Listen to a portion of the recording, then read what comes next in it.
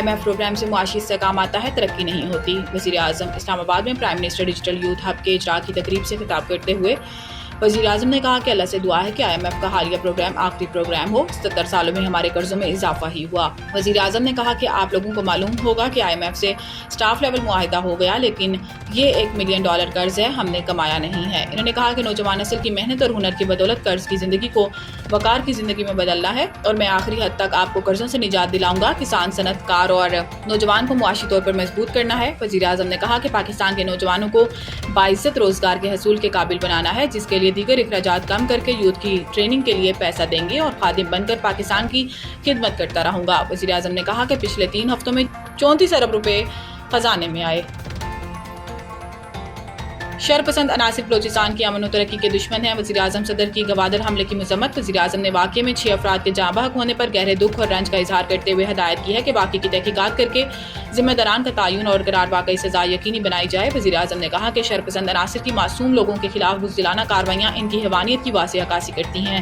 شرپسند عناصر کہ ملک دشمن عزائم کو کبھی کامیاب نہیں ہونے دیں گے۔ وزیر اعظم نے کہا کہ مجھ سمیت پوری قوم کو اپنی سیکیورٹی فورسز اور قانون نافذ کرنے والے اداروں پر فخر ہے۔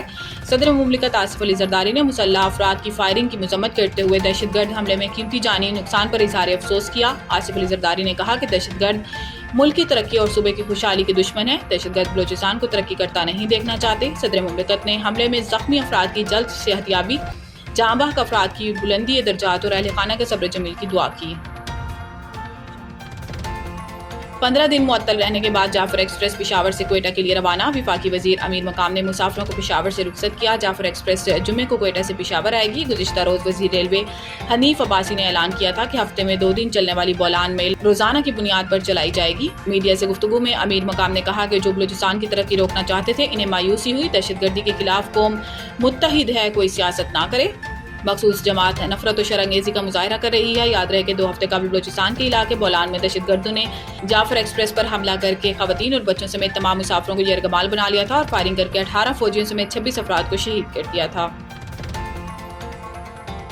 امریکی کانگریس میں پاکستان مخالف بل 2 طرفہ تعلقات کی عکاسی نہیں۔ ترجمان دفتر خارجہ امریکہ میں پاکستان کے خلاف پیش ہونے والا بل پر رد عمل کا اظہار کرتے ہوئے ترجمان دفتر خارجہ شفقت علی خان کا کہنا تھا کہ ہم امریکہ میں پیش کیے گئے بل سے آگاہ ہیں۔ یہ ایک فرد کی جانب سے اٹھایا گیا اقدام ہے۔ یہ بل پاکستان اور امریکہ کے 2 طرفہ تعلقات کی عکاسی نہیں ہے۔ امید کرتے ہیں کہ امریکی کانگریس دونوں ممالک کے اچھے تعلقات کے لیے اقدام کرے گی۔ انہوں نے کہا کہ پاکستان کی کمرشل کمپنیوں پر امریکہ کی جانب سے لگائی گئی پابندیاں یک طرفہ ہیں۔ یہ پابندیاں ثبوتوں کے بغیر لگائی گئی ہیں۔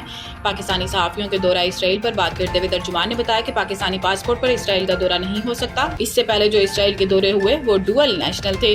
پاکستان کے اسرائیل پر موقف میں کوئی تبدیلی نہیں آئی۔ الہ آباد پولیس کی کارروائی، اسکول اور کالجز کے بچوں کو آئس سپلائی کرنے والا ملزم لاکھوں روپے مالیت کی آئس سمیت گرفتار۔ ملزم عرصہ دراز سے پولیس کو انتہائی مطلوب تھا۔ DPO قصور کا پولیس ٹیم کو سرٹیفکیٹ دینے کا اعلان۔ تفصیلات کے مطابق DSP چونیا محمد ریاض نے صحافیوں کو بتایا کہ الہ آباد پولیس نے بڑی کارروائی کرتے ہوئے اسکول اور کالجز کے بچوں کو آئس سپلائی کرنے والے ملزم اعظم عرف چٹا کو اس کے رہائشی علاقے کوڑے سیال سے گرفتار کر لیا، جس کے قبضے سے لاکھوں روپے مالیت کی تقریباً 1 کلو گرام آئس برآمد کر لی۔ پولیس کی بڑی کارروائی، خانہ بدوشوں کے حلیے میں چوڑیاں بیچنے والی 2 خواتین سے 50 لاکھ روپے مالیت کی 5 کلو گرام آئس اور 15 لاکھ روپے مالیت کی چرس برآمد کر لی۔ بین الصوبائی منشیات فروش گینگ سے تعلق رکھنے والی دونوں خواتین کے خلاف مقدمہ بھی درج کر لیا گیا۔ SHO تھانہ سول لائن رانا کامران کا دیگر پولیس افسران کے ہمراہ پریس کانفرنس کرتے ہوئے کہنا تھا کہ پولیس کو اطلاع موصول ہوئی تھی کہ بین الصوبائی منشیات فروش گروہ کی جانب سے اوباڑے اور صادقآباد سے منشیات کی بھاری کھیپ سپلائی کی جا رہی ہے۔ مخبر کی اطلاع پر پولیس نے علی پور بائی پاس اور ترکی بائی پاس سے خانہ بدوشوں کے حلیے میں موجود 2 خواتین بختیار اور علیمہ اور فردوس عرف جنوب گرفتار کر لیا۔ IG پنجاب ڈاکٹر عثمان انظر کی خارجی دہشت گردوں کا بہادری اور جوانمردی سے مقابلہ کرنے والے افسران و اہلکاروں کی حوصلہ افزائی۔ 98 افسران و اہلکاروں کے لیے 19,60,000 روپے نقد انعام و تعریفی اسناد کی منظوری دے دی۔ افسران و اہلکاروں نے نہ صرف اپنی پوسٹوں کی حفاظت کی بلکہ عوام کے جان و مال کی ممکنہ نقصان کو بھی بچایا۔ حکومت پنجاب کی جانب سے بین الصوبائی سرحدوں چوکیوں کو جدید ترین اسلحہ فراہم کیا گیا ہے۔ افسران و اہلکار نے خارجی دہشت گردوں کے لگاتار 3 حملے ناکام بنا دیے۔ خارجی دہشت گردوں نے لکھانی اور جھنگی چیک پوسٹوں پر 3، 7 اور 8 مارچ کو حملے کیے۔ DSP تونسا شہزاد فیض کے لیے تعریفی لیٹر کی منظوری۔ افسران و اہلکاروں کو 20-20 ہزار روپے فی کس کیش انعام و تعریفی اسناد سے نوازا گیا۔ انعامات حاصل کرنے والوں میں 57 ڈی جی خان، 11 ملتان اور 11 خانیوال، 5 گجرات کے افسران و اہلکار شامل، فیصل آباد 4 مظفر گڑھ اور ایلیٹ پولیس کے 2، جبکہ راولپنڈی، شیخوپورہ، ننکانہ صاحب، لودھرا، گجرانوالہ، وہاڑی کا 1 اہلکار شامل ہے۔